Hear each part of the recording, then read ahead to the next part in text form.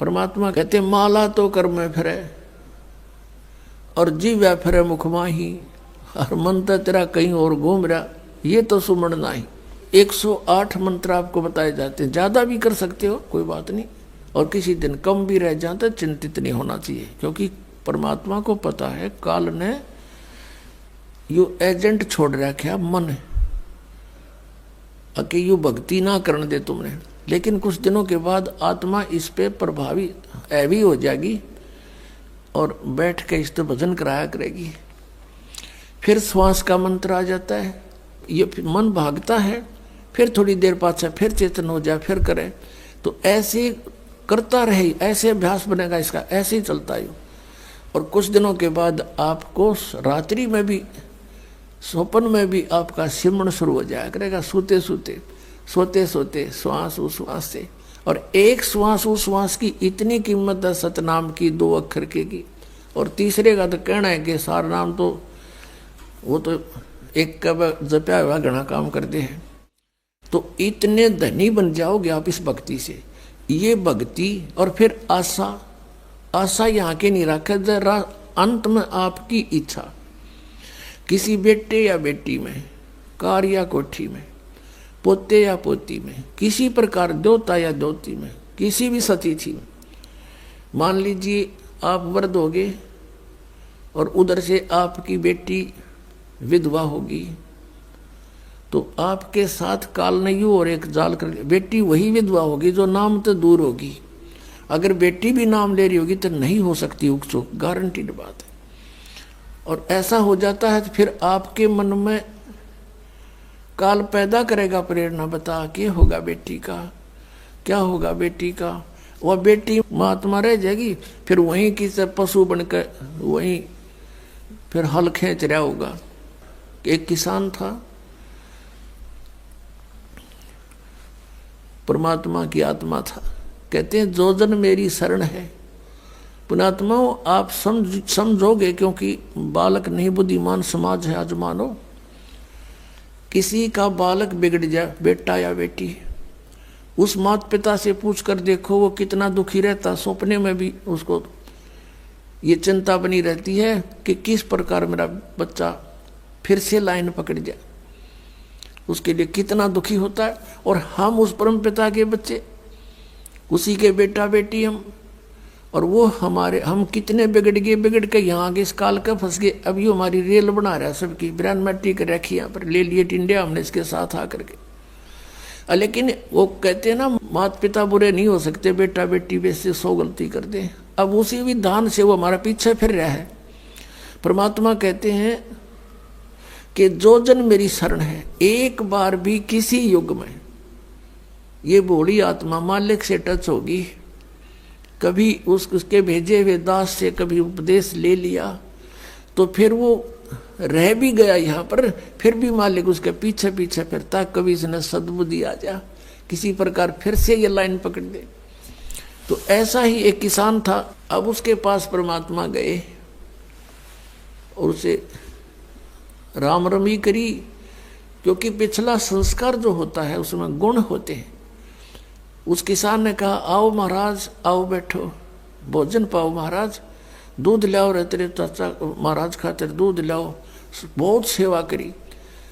अब परमात्मा ने कहा, भक्त कहा चौधरी साहब कुछ भक्ति भी कराया करो। बोला जी भक्ति करा हम खूब। क्या करते हो? शिव जी भगवान का जल चढ़ा जा और श्याम जी की पूजा करते हैं। 8 ने पूड़े तार लिया, 2 ने खीर बना ले, और कभी कभी गंगा स्नान भी करके आते हैं। परमात्मा लगे उन्हें समझान, काफी देर तक सत्संग किया, समझाया।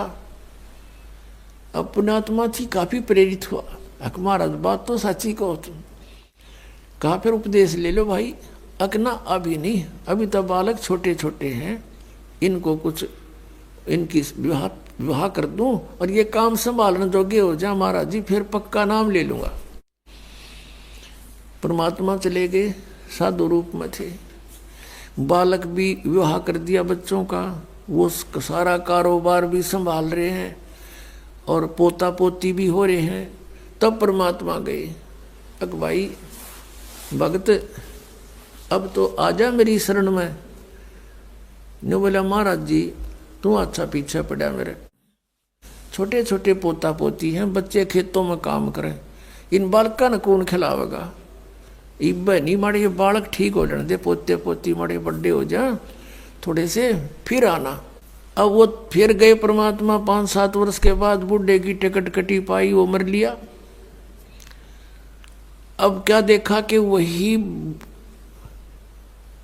व्यक्ति अपने ही घर में बैल बनकर आ रहा है और पुत्र उसने हल में जोड़ रहे। वहां पहुंचे परमात्मा। अब वो बच्चे जाने थे महाराज को कि आओ महाराज जी, आगे कहा गया भाई, बोला भाई डटिए, एक दो बात कर लो तेरे पिताजी ते। वो बच्चा बोला जी पिताजी की तो मृत्यु हो ली। बोला भाई वो परमात्मा बोले मुझे मालूम है। अब उस बैल के पास गया, कान में कुछ मंत्र से बोले, वो उसने तो मंत्र लागे थे, परमात्मा उसकी भाषा में बोल रहा था। तो बैल ने अंदर से बोल तो वो नहीं सके था, अंदर की भाषा भी जानते हैं मालिक। अब उसने कहा बाबा, परमात्मा ने कहा रहा ईब तो आ जा मेरी शरण में, तेरा यो शरीर छुटवा दूंगा यहीं पर और तुझे मनुष्य जन्म दिवा दूंगा। तो नो कह महाराज जी तू जा अपना काम करे। अब मेरी जगह पर कोई और बैल आ गया, काम ठीक ना करेगा तो मेरे बड़का का टोटा नहीं हो जाएगा। अब परमात्मा चले गए, भाई ठीक है। कुछ दिनों के बाद क्या हो गया कि वो बैल वाला शरीर भी छूटना ही था, कभी ना कभी मृत्यु होगी। फिर वो बन गया सर्प। अब सांप बनकर इसको याद आती है कि कुछ पैसे जब दबा रखे हैं मैंने, धन पहले जमीन में छुपा दिया करते, चोरी के डरते हैं। चांदी के सिक्के, सोने के जेवरात, आभूषण जमीन में दाब दिया करते। बूढ़ा मर जा बतान पावे को नहीं, फिर वो सर्प बन के आया करे ना, रह गए उड़ा डो गए हमारा सर्प आवे है। वो सर्प थारा है कि में लग गया होगा पिछला संस्कारी को, दाब रहा होगा 500-200 रुपये की तक गुण में, उन्हें ढूंढता फिर। अब वो सर्प बन के आ गया।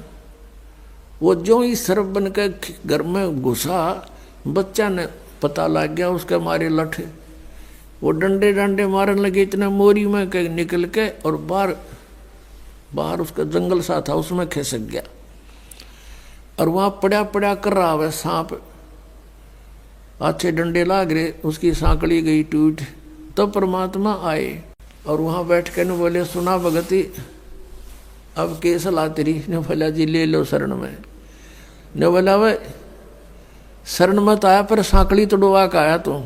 अब परमात्मा कहते हैं जहां आसाता बासा हुई और मन कर्म वचन सुमरियो सोई। 8वें अध्याय के प्रथम मंत्र में गीता ज्ञानदाता से अर्जुन ने पूछा कि प्रभु आपने जो 7वें अध्याय के 29वें श्लोक में जिस तत्परम के बारे में, अध्यात्म ज्ञान के बारे में, सभी कर्मों के बारे में जो बताया है कि उसके जानने के बाद प्राणी केवल जरा और मरण से छूटने का ही प्रयत्न करता है। जरा माने बुढ़ापा और मरण माने मृत्यु।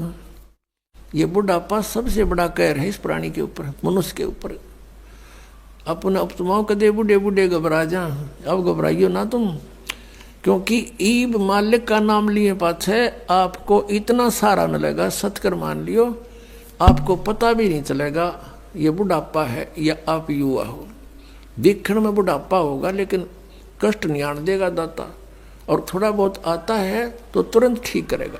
कति ये गारंटीड बात समझ लेना। इस जब पूरी मर्यादा में आप रहोगे, ध्यान से भक्ति करोगे, और वृद्ध अवस्था में आदमी घनी भक्ति करेगा। उसने तो अपना धैर्य दिखा है टाइम की भाई के बरा कब बात बन जा, और वो भक्ति खूब करता है। ये दास एक बार सत्संग कर रहा था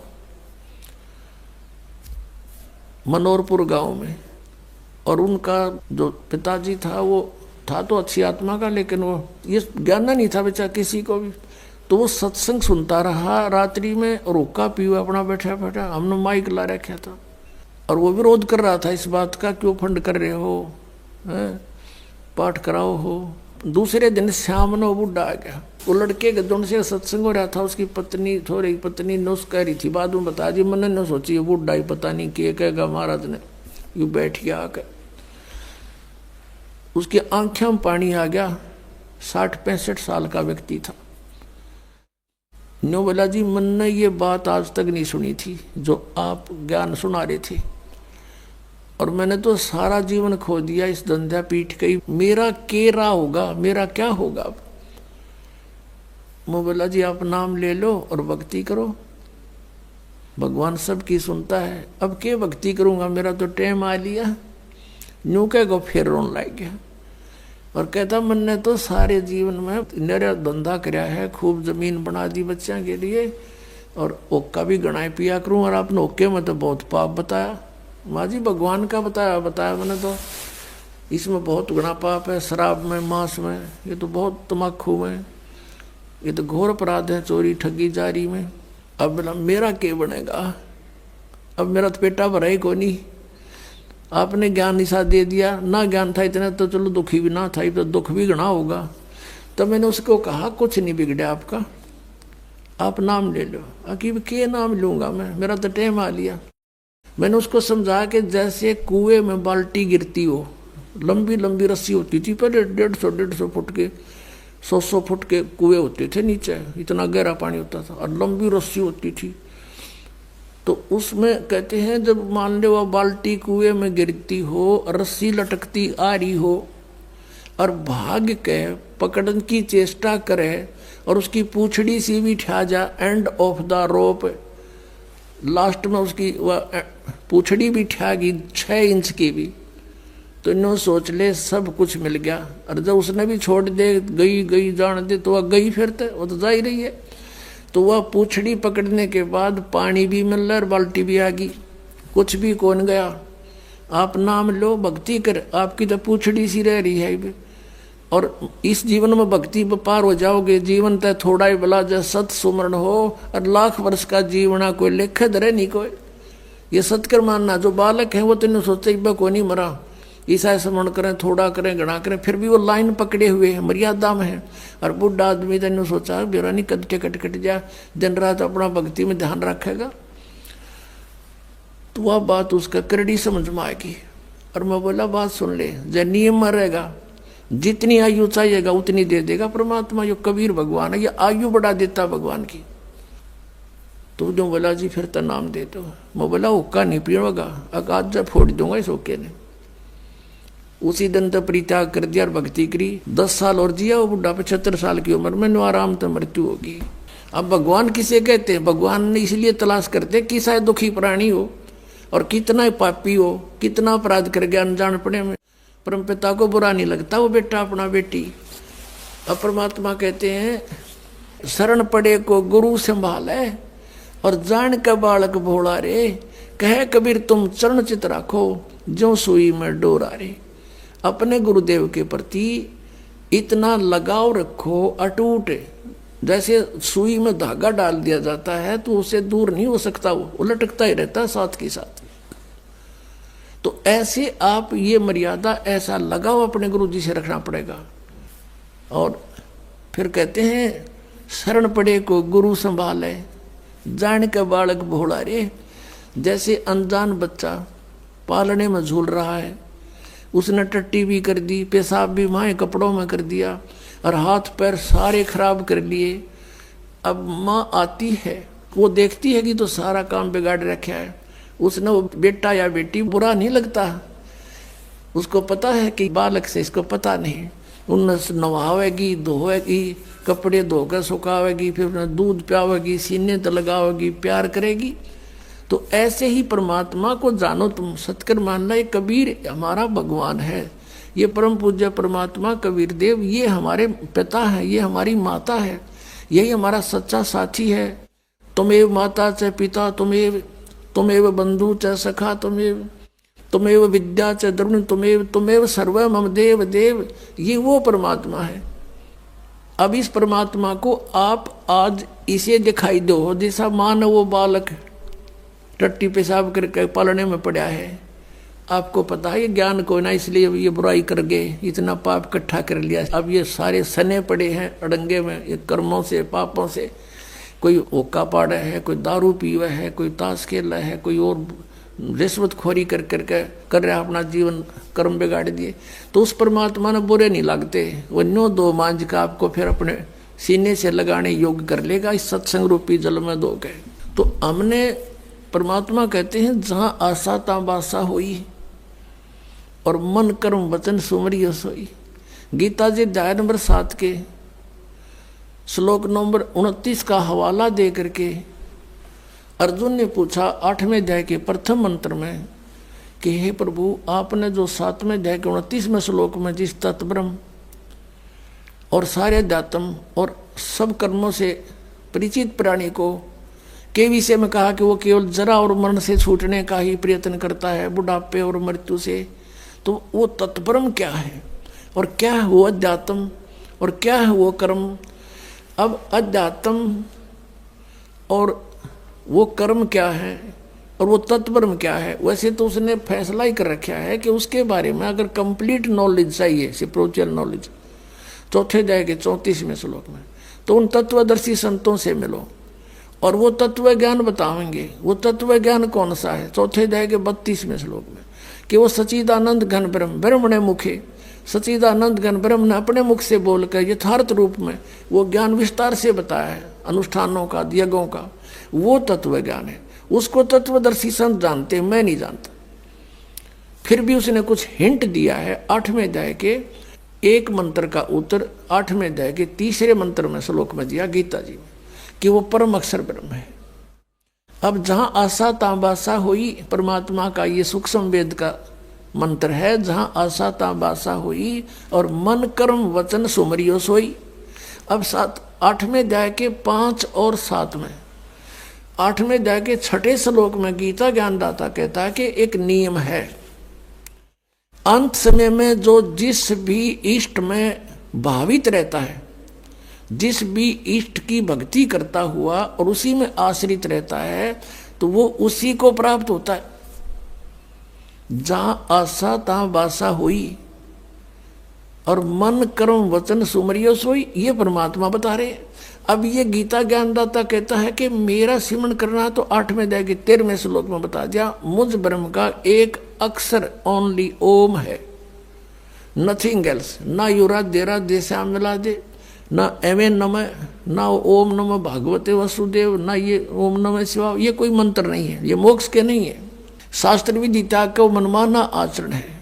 उससे गीता जी अध्याय नंबर 16 के श्लोक नंबर 23 में आप जान सकते हो कि शास्त्र विधि को त्याग कर जो मनमाने मंत्र जाप करता है, मनमाना आचरण करता है, साधनाएं करता है, उसकी ना तो गति हो, ना उसको सुख हो, ना ही उसका कोई कार्य सिद्ध हो, कोई सिद्धि प्राप्त नहीं हो, तो यूजलेस। तो यहां 8वें अध्याय के 5 और 7 में गीता ज्ञानदाता कहता है मेरी भक्ति कर, मुझे प्राप्त होगा। लेकिन यहां शांति नहीं हो सकती, युद्ध करना पड़ेगा। और 18वें अध्याय के 62वें श्लोक में बता दिया कि यदि तुझे शांति चाहिए तो सर्वभाव से उस परमेश्वर की शरण में जा। किसकी? जो परम अक्षर ब्रह्म अभी 8वें अध्याय के 3रे श्लोक में बताया, उसकी कृपा से तू परम शांति को और सनातन परम धाम को प्राप्त होगा। और उसका मंत्र क्या, वो तत्वदर्शी संत बताएंगे। इसने हिंट दिया थोड़ा सा 17वें अध्याय के 23वें श्लोक में कि ओम तत्सत इति निर्देश ब्रह्मण त्रिविध समर्थ। ब्रह्मण माने सच्चिदानंद घन ब्रह्म का ओम तत्सत, ये 3 प्रकार का मंत्र है। इसका निर्देश है, निर्देश में कोई और अग्रम अग्रम खत्म हो जाती है, फाइनल डायरेक्शन है, नथिंग एल्स। तो पुण्यात्मा 8वें अध्याय के 8, 9, 10 श्लोक में कहा है कि यदि तूने उस परमात्मा के पास जाना है तो उसी तरह मन कर्म वचन से उसकी भक्ति कर। उसका मंत्र बताएंगे तत्वदर्शी संत। ये ओम तो सीधा इस ब्रह्म का है, तत् और सत ये कोड वर्ड है, सांकेतिक शब्द है। ये दास बताओगा आपको। इस पृथ्वी पर इस दास के अतिरिक्त इस खजाने का धनी कोई नहीं है, ये सत्कर मान लेना। अब यहाँ दास ने ये धनी शब्द गलत बोल दिया।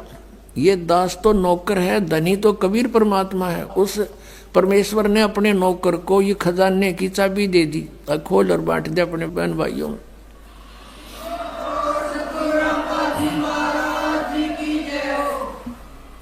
अब इसको प्राप्त करो और भक्ति। अब जैसे वहां कैसे जाया जाएगा, आशा भी वहां की हो कि नहीं, ये मन मान लो। अब जैसे कई भ्रम में पड़े रहते हैं कि भाई क्या पता वहां पर कुछ है भी कि नहीं, किसी ने बताया नहीं। तो पुण्यात्माओं, अब ये दास आपको बताने लग रहा, एक बनी 100 बतावे। और आंखों देखा जिन महापुरुषों ने उस स्थान को देखा है, वापस आकर बताया है, उनकी प्रमाण देने लग रहा। तो ये विश्वास हो जाना चाहिए। और फिर जब ये पक्का विश्वास हो जाएगा कि वहाँ हम सुखी होंगे, और जैसे ये राधा स्वामी और जितने भी वो पंथ से सब ये कहे हैं, वहाँ सतलोक में परमात्मा नहीं है। परमात्मा तो है पर उसका आकार कुछ नहीं, प्रकाश ही प्रकाश है, प्रकाश ही प्रकाश, ऐसा प्रकाश।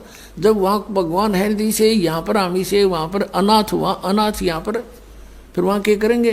कहते हैं वहाँ अमर पद में जाकर आत्मा अमर आनंद लेती है और जल में मिलकर जल का रूप हो जाती है। फिर टट्टू आनंद लिया जब डूबी का मृगी जाते हुए, आनंद क्या लेंगे? वो कहाँ लेंगे, कैसे लेंगे आनंद वो?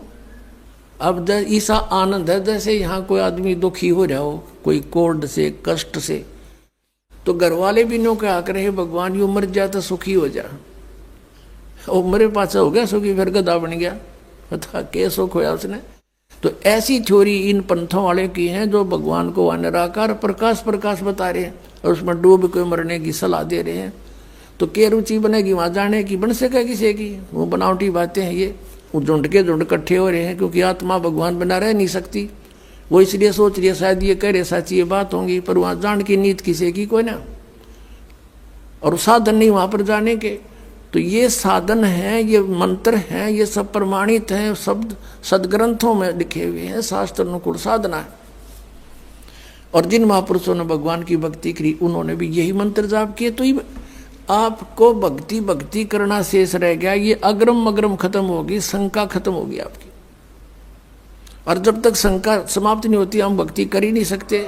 तो इस प्रकार वहां की कति पक्की आशा ला लो, यहाँ तो मृत्यु होगी, दोबारा जन्म हो गया तो वह बिरन मट्टी फेर शुरू, विवाह हो गया, रोटी रोटी की चिंता ना बनी तक कितने, कोई बालक मर गया कोई बच गया, और फिर बुढ़ापा, फिर मृत्यु, फिर पशु पक्षियों की योनियों में धक्के खाने पड़ेंगे।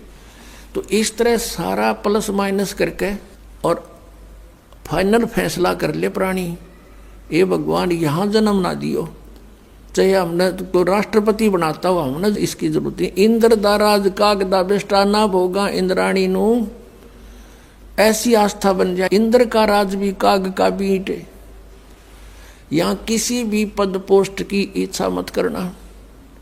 ठीक है कोई सर्विस कर रहा है वो तो अलग बात है, प्रमोशन हुआ तो हुआ, नहीं तो इस बात की आशा नहीं करे कि मैं बहुत बड़ा अधिकारी बनूं जब व्यापार पड़े। जहाँ रखे भगवान उसी तरह रहे, और अलग से किसी भी पद की ट्राई नहीं करे।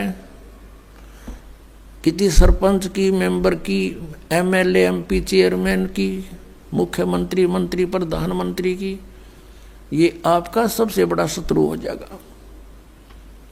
इधर झांखे भी नहीं, अपना पीछा छुटवाने की सोचे पुण्यात्मा। इंद्र दा राज कागदा बेस्टा, हम तो यहाँ एक छोटे मोटे क्षेत्र में कोई मंत्री प्रधानमंत्री बन के सोचा पता नहीं के बन गए, और अपने ही पुण्य नाश करने।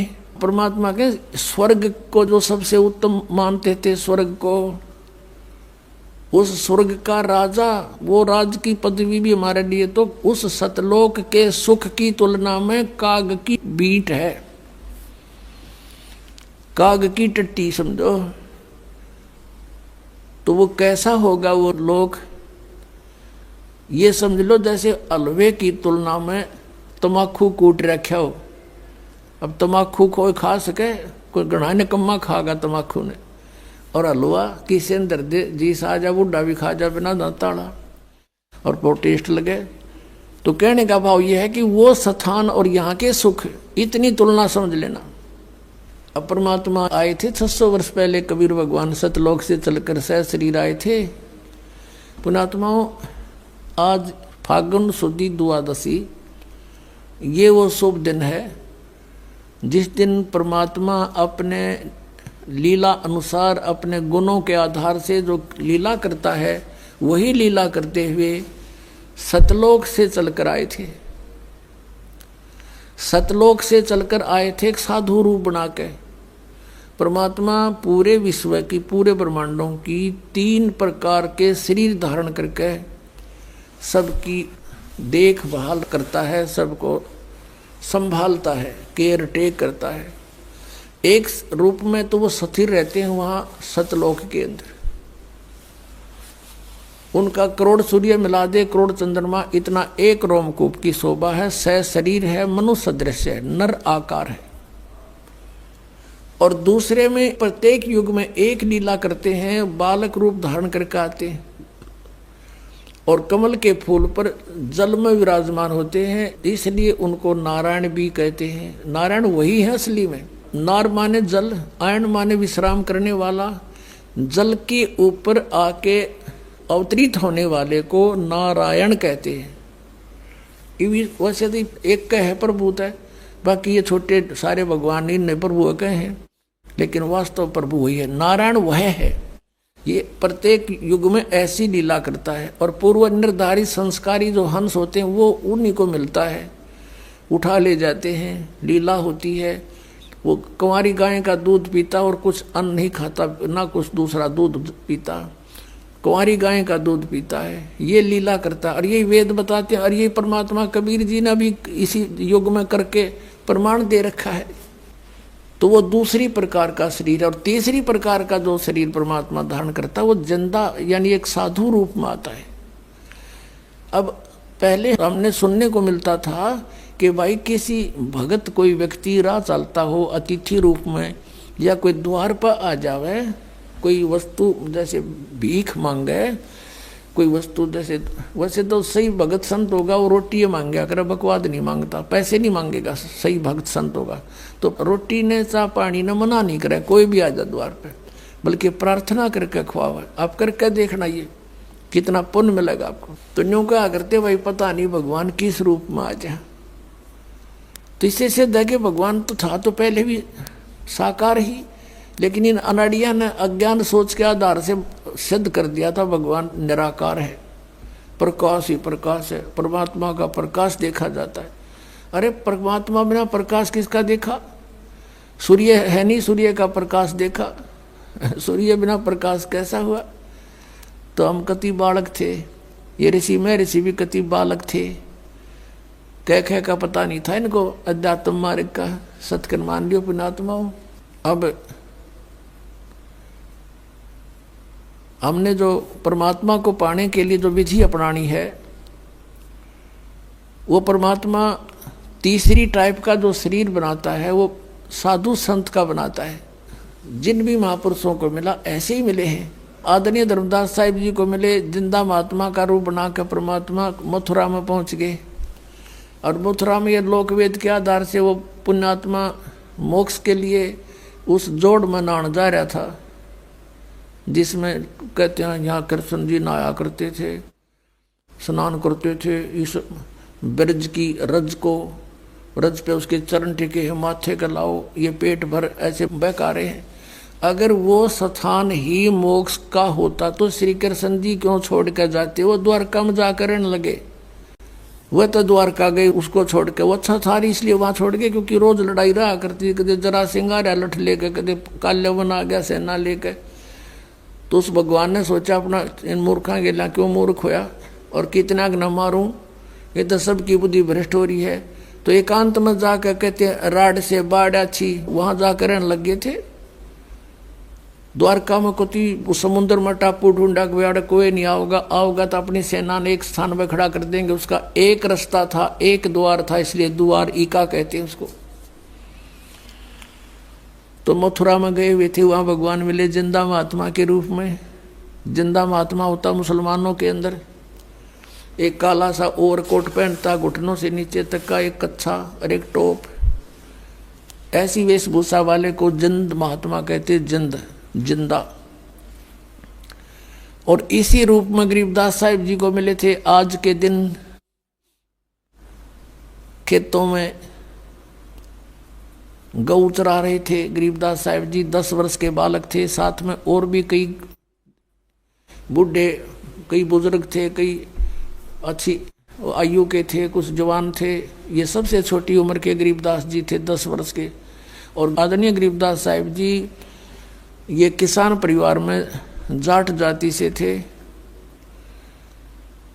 और वहाँ छुडानी में इनके नानके थे, इनके कोई मामा नहीं था गरीबदास जी के, जिस कारण से इनके पिताजी को वहाँ घर जमाई रखा गया था। ये मूल गांव इनका करौथा गांव है, रोहतक जिला में, जहाँ अपना आश्रम है। तो वहाँ ये वहीं जन्म हुआ था इनका। 10-12 वर्ष वहाँ रहते हुए हो गए थे इनके माता पिता को। तो वहाँ इनके ज़मीन बहुत थी, इनके नाना जी के लगभग 1400 एकड़ ज़मीन थी, 1400 किले। तो उसमें ज़्यादातर चरागाह बनाते थे, गौवें रखते थे, वही गौधन ही पाला करते थे। अपना गरीबदास जी भी उनके पाली जाते थे गवाले, और भी कुछ नौकर रखे हुए थे। कुछ वैसे गांव के अन्य व्यक्ति भी अपने गौओं को उन्हीं के खेतों में चराया करते थे। ऐसे कुल मिलाकर 10-20 पाली थे, गवाले थे। तो वहाँ परमात्मा सतलोक से चलकर आए साधु रूप बनाकर दिन के 10 बजे के आसपास। उसमें सभी एक जांडी के पेड़ के नीचे बैठ के खाना खा रहे थे, पाली गवाले। परमात्मा आए, सतलोक से उतरे। उन्होंने देखा उस समय वो पैदल चले आ रहे थे। उन्होंने सोचा कोई राह चलता राहगीर है, यात्री है और महात्मा है। उन्होंने सब ने कहा कि महाराज आ जाओ, भोजन पालो। जिस डंडी के पेड़ के नीचे वो भोजन खा रहे थे उसके साथ से रास्ता जा रहा था कबलाना गांव से छुडानी को, वहां बैठी थी। उन्होंने कहा आओ महाराज भोजन पाओ। परमात्मा ने कहा भोजन तो भाई मैं खा के आया हूं अपने गांव से। आपका गांव कहाँ है? कि सतलोक है, और यहाँ से 16 शंख कोस की दूरी पर है। उनने सुना 16 कोस दूर होगा कोई सतलोक होगा। अब उन पालियों ने सोचा ले होगा भाई कोई सतलोक की पृथ्वी पर। उसमें ऐसा यातायात था कोई ना, कन्वेंस थी नहीं। 10 कोस मीन 16 किलोमीटर 17 किलोमीटर दूरी पर भी एक दूसरे को बहुत कम जानते थे। तो उन्होंने कहा पालियों ने कि महाराज हम अतिथि को कुछ जलपान किए बिना जान नहीं दिया करे, दूध तो पीना पड़ेगा आपने। परमात्मा बोले भाई दूध पिलाओ, हो तो कुंवारी गाय का पिया करूं मैं। फिर वो कहने लगे बाबा जी तेरी दूध पीने की नीत को ना, मजाक ना करो, देख लो भाई पिलाओ दूध, मैं तो कुंवारी गाय का दूध पिया करूं। तब गरीबदास जी 10 वर्ष के बालक खड़े हुए और उनकी एक प्रिय बछिया थी, उसको लाए पकड़ के गले की रस्सी पीछे पकड़ के कहने लगे देखियो महाराज जी इसका बच्चा तो है नहीं, दूध कैसे देगी, जैसे बच्चा व्यवहार करा करता है। परमात्मा बोले भाई कोई दूध का निकालने का है पात्र तुम्हारे पास? कहाँ जी, ये लस्सी लाए थे अभी धो धा कर रखा साफ, ये रखा 5-6 किलो का जो उसमें जला जा ऐसा था। परमात्मा ने कहा रखो इस बछिया के नीचे। गरीबदास जी पकड़ के बैठ गए। अकलो जी ये बालक था, उन्हें सोची मजाक करें हमारा जीता है। परमात्मा ने कमर पर थप की लगा दी, इसके आशीर्वाद मेरा हाथ रख दिया बछिया के। लंबे लंबे स्वतन हो गए और अपने आप दूध की धार बहगी, पात्र भरते ही बंद हो गया। बोलो सतगुरुदेव।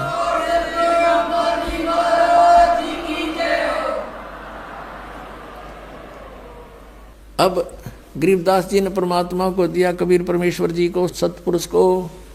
कुछ परमात्मा ने पिया, फिर कहा ले भाई पालियो आ जाओ तुम भी पी लो। ये सतलोक से आया हुआ है, यहाँ का नहीं है। अब वो पाली बोले अब ना पीवे, ये जादू जंत्र का दूध है और तेरी के बेरा कौन सी जाति का है तू। उसने छुआछात बहुत ज्यादा थी। अब वो तो उठ कर चले गए। कहते सकल पदार्थ है जगमा ही कर्महीन नर पावत नाही। गरीबदास जी बोले ला मुझे दो महाराज, और पी गए गट गट। फिर अब वो तो अमृतारा सतलोक थे, वो अमृत पिए पाछा आदि आत्मा वैसे ही निर्मल हो जाती है। फिर ज्ञान सुनाया परमात्मा, उनकी आत्मा को सचखंड लेकर गए, सारे ब्रह्मांड दिखाए। और उसके बाद उधर से कुछ देर के बाद पालियों ने देखा, रहे वो बालक कहाँ बाबा जी कित गया। वो कहते हैं बाबा जी तो गया दिखे, और वो लड़का वो बैठा, लड़की का लड़का। आवाज लगाओ उसको, बुला लो, यहाँ पर अपनी सेवा करेगा, गऊओं को घेरेगा। आवाज लगाई, नहीं उठे। एक जने ने जाकर निकट से कहा, अरे भगत ए गरीबू आजा। और बिल्कुल साथ जाकर उसको पकड़ के नहीं बोला, अरे भगत जी खड़ा हो, समाधि लाए बैठा। अब वो लुट गया क्योंकि आत्मा उसमें थी नहीं। सब ने चिंता होगी, सारे भाग कर आए, क्या हो गया क्या हो गया। अरे लड़की का लड़का मर गया, इकलौता पुत्र, अब वह लड़की मरेगी। हाहाकार मच गया, गांव में भागे आए 2 पाली, नगर में सन्नाटा छा गया, भागे गए। माता पिता बेहोश हो गए ये सुनते ही, पुत्र की मृत्यु सुनते ही। और वो गांव के लोगों का उधर चल पड़े, निकल गए वहाँ से लाई उठा करके। वहाँ लगे 5-4 घंटे उनको लाने ले जाने में, 7-8। शाम के समय उसका अंतिम संस्कार करने के लिए चिता पर रख दिया बालक के शरीर को। उधर से परमात्मा ने सारे ब्रह्मांड दिखा के, अपनी सतीति से परिचित करवा के और सारा कुछ बता दिया। जैसे जब परमात्मा दूसरे रूप में, जिंदा के रूप में साथ गए गरीबदास जी के, और ऊपर अपने ही दूसरे रूप में जो 3 सतिथि में परमात्मा क्रिया करते हैं, 3 शरीर सतिथि से, तो वहाँ सतीर सतिथि में जहाँ वो रहते हैं, उस एक बहुत बड़ा गुम्बद बना हुआ है, बहुत बड़ा, इस पूरी पृथ्वी से भी के जितना, और उसके सेंटर में मालिक विराजमान है। पृथ्वी तो ऐसे गोल है, वो ऐसे प्लेन है, ये ऐसा समझ लो।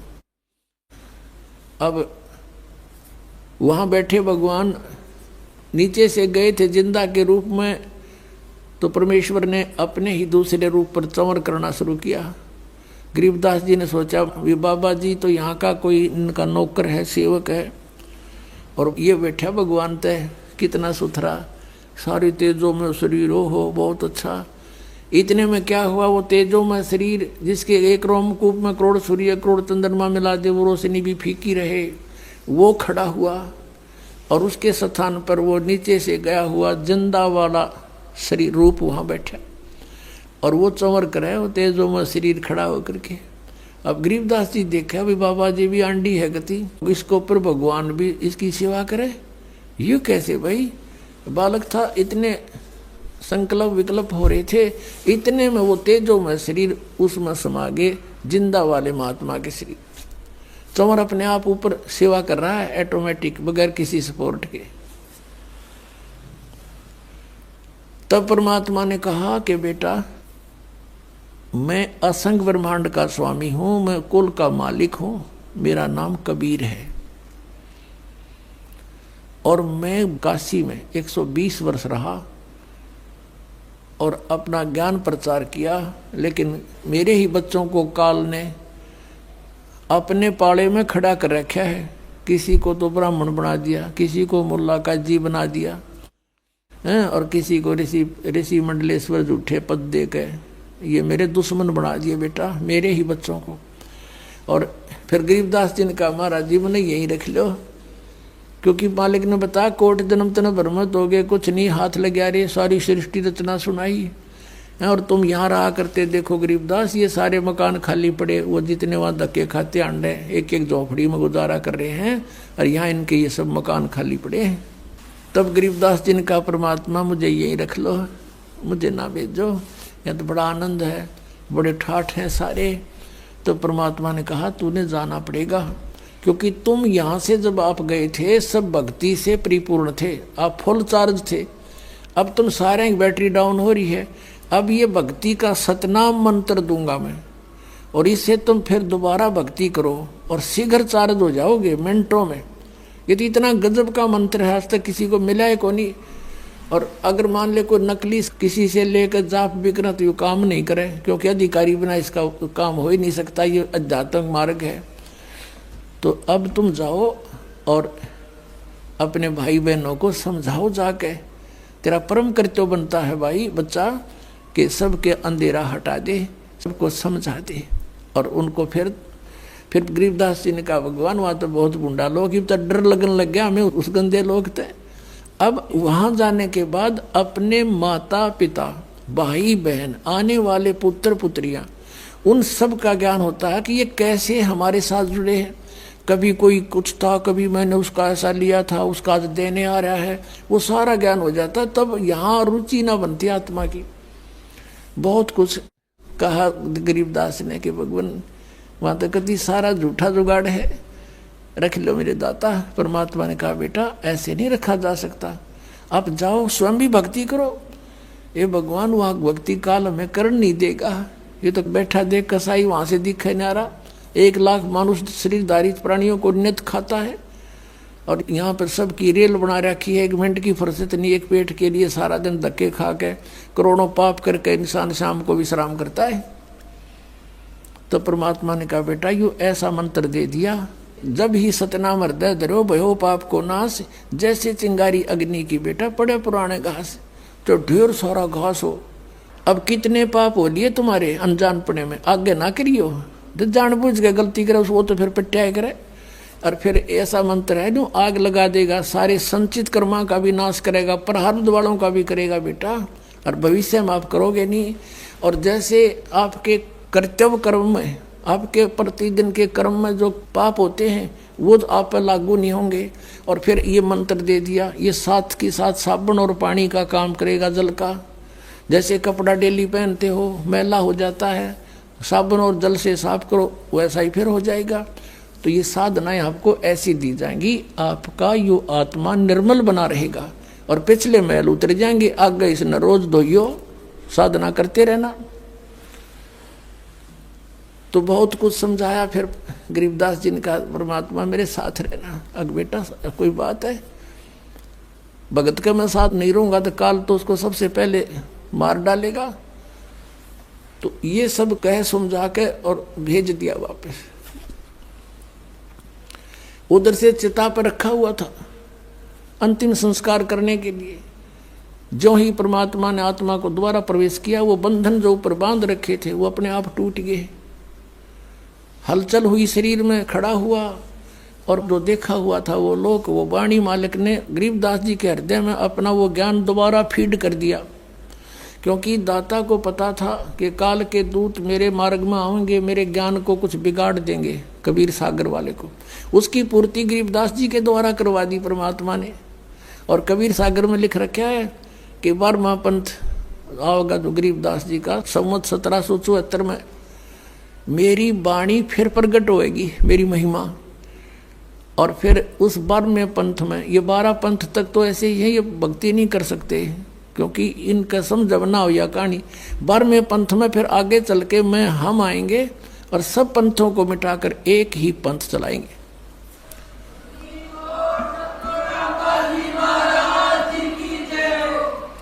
तो उसी आधार से गरीबदास साहिब जी के अंदर उन्होंने अपना यथार्थ ज्ञान दोबारा फीड किया।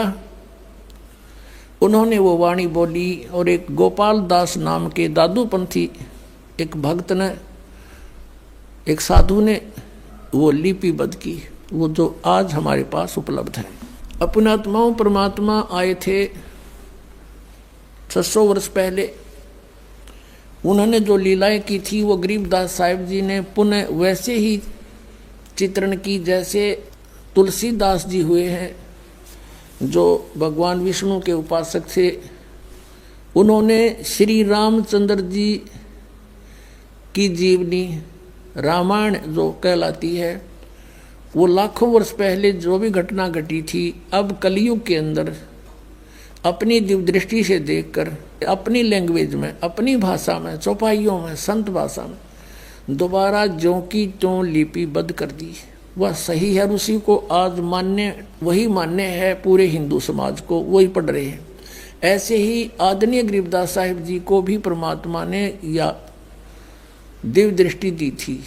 अब इस दिव्य दृष्टि की भी रेंज होती है, जैसे सूक्ष्मदर्शी होती है, दूरबीन होती है, उसकी भी अक्षमता होती है, रेंज होती है। कोई तो देखे 1 किलोमीटर तक और एक देख ले आसमान में करोड़ों किलोमीटर तक का हिसाब किताब सारा जुगाड़ ले आवे। ऐसे गरीबदास साहिब जी की जो दिव्य दृष्टि थी वह इन सब से स्ट्रॉन्ग थी।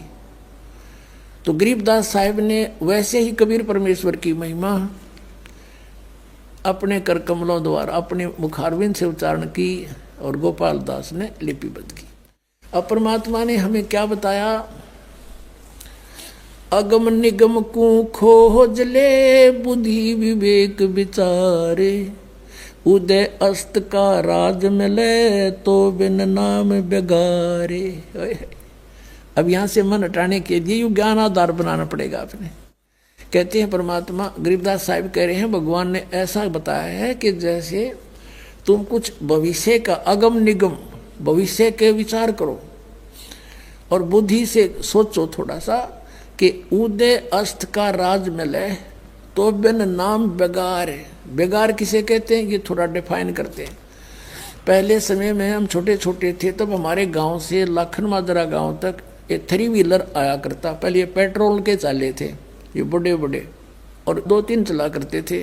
तो उनमें से एक ना आया एक दिन। दूसरे साथियों ने भी और भी पूछा, यात्रियों ने, कल क्या बात हुई नहीं आए?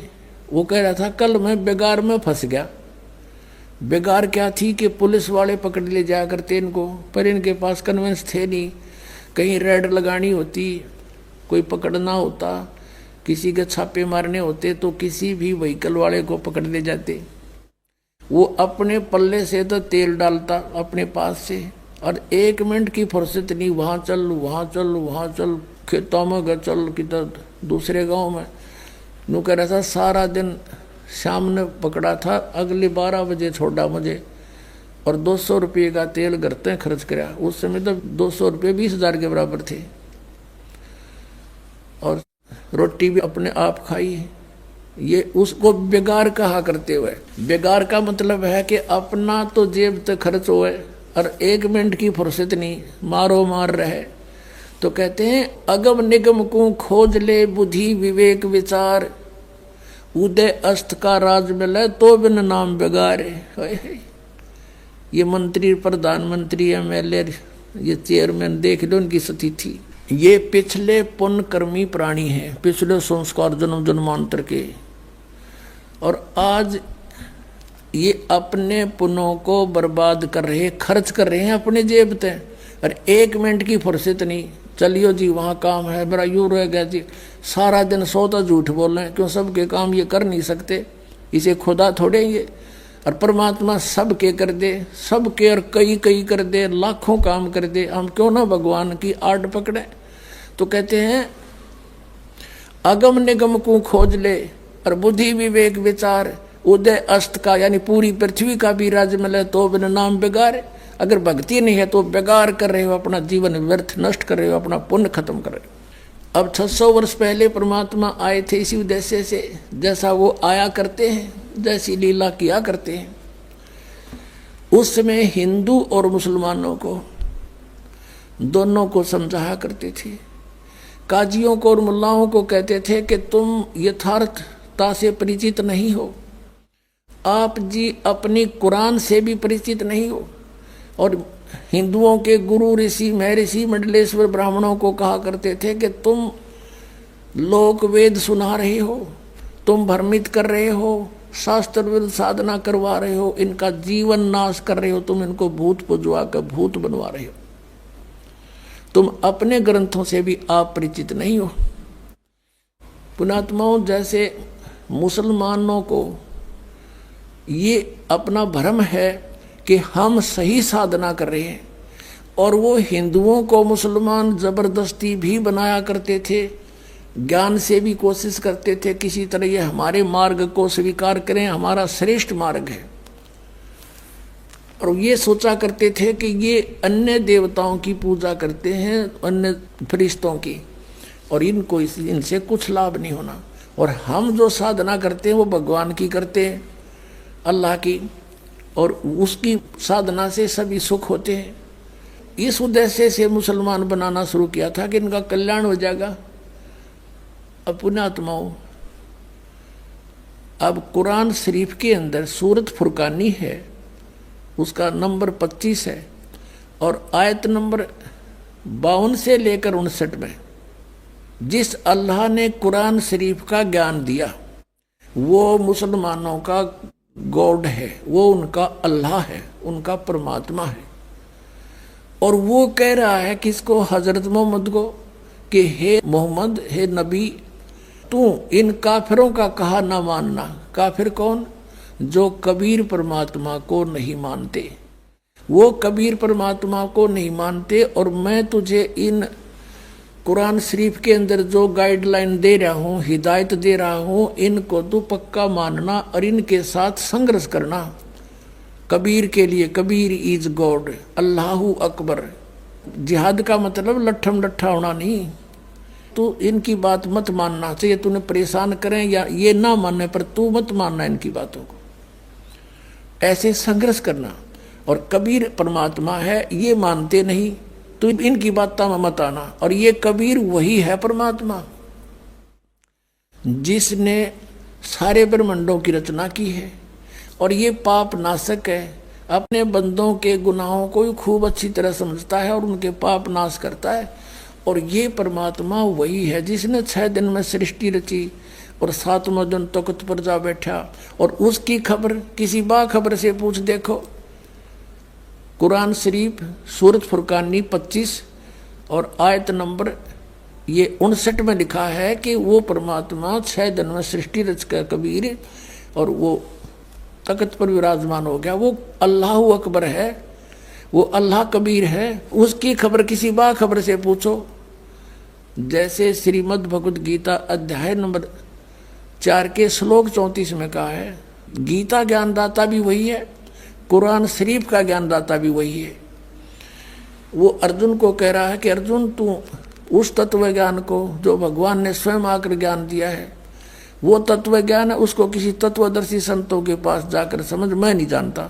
और यही कुरान शरीफ बोलने वाला मुसलमानों वाला अल्लाह कह रहा है कि उस कबीर नामक अल्लाह की, उस अल्लाह अकबर की खबर किसी बाखबर से पूछ देखो।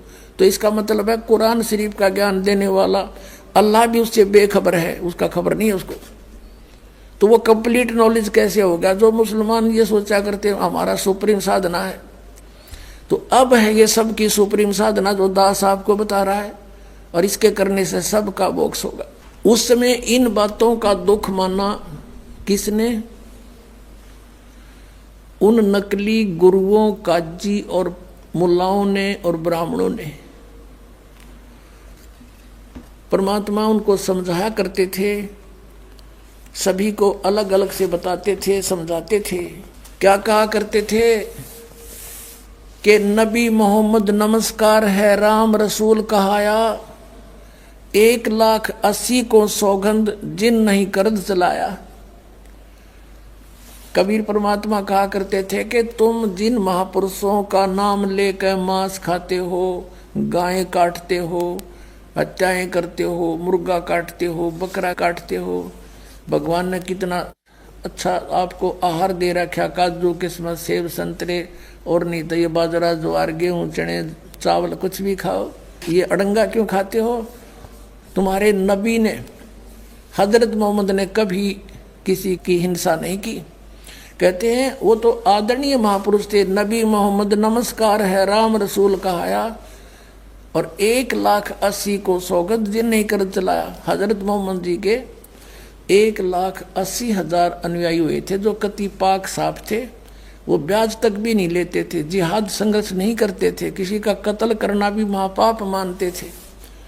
वो तो ऐसे महापुरुष थे। कहते हैं अरस कुरस पर अल्लाह तकत है, अरस कुरस पर आसमान के ऊपर अंतिम छोर पे अरस कुरस पर अल्लाह तकत है, भगवान का सिंहासन है, और खालिक बिन नहीं खाली। और वो पैगंबर पाक पुरुष थे साहिब के अब्दाली, जिन महापुरुषों की तुम आड़ लेकर दुनिया को भ्रमित कर रहे हो, मांस खिला रहे हो, पाप के भागी बना रहे हो, उन्होंने कभी मांस छुआ नहीं।